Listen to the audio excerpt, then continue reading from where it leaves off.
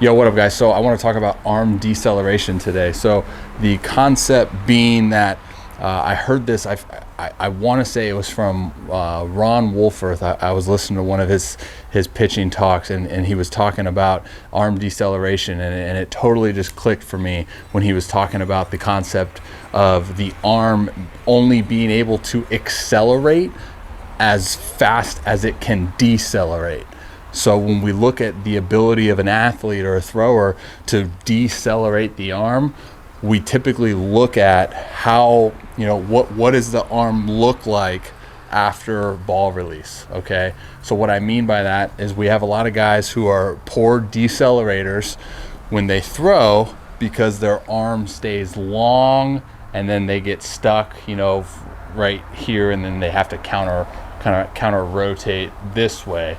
So something that we teach, and I believe it was in a Nolan Ryan book, he was talking about when he throws, he wants to throw and then bend, go into early pronation, right? And then bend that arm and finish kind of like this, right? So if you watch any of like Texas Baseball Ranch stuff, I'm a huge fan of what they do. But if you watch their stuff, when they throw in some drill variations, they throw and then like over exaggerate that type of motion, right?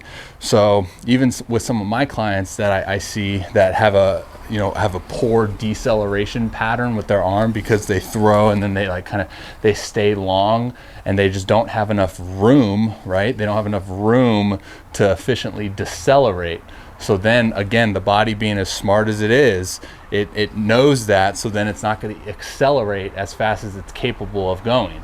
So if we can give it more room, if we can give it more time to decelerate by what I just said with throwing and then bending that arm and giving that arm more time to decelerate, then in theory, our bodies are going to allow us to accelerate that arm more, and we're going to allow us to obviously have faster arm speed. So that's something that you can take into your drill settings, with like a throwing sock. I should have just showed you guys that. I have it, but like a throwing sock where you can kind of just play around with this kind of movement here of throwing and then bending that arm. And then even if you have like clubs, I'm a huge clubs person, I guess, but something like where you go, because the club for me, just the way it's shaped and the weight distribution of the club provides really good feedback for that type of motion, right? So again, when we decelerate, not only do we want to have that early pronation at ball release, right? So when we throw, we want to be able to pronate, okay, to take stress off that bicep, but we also want to bend the arm to give it more time, more room to decelerate.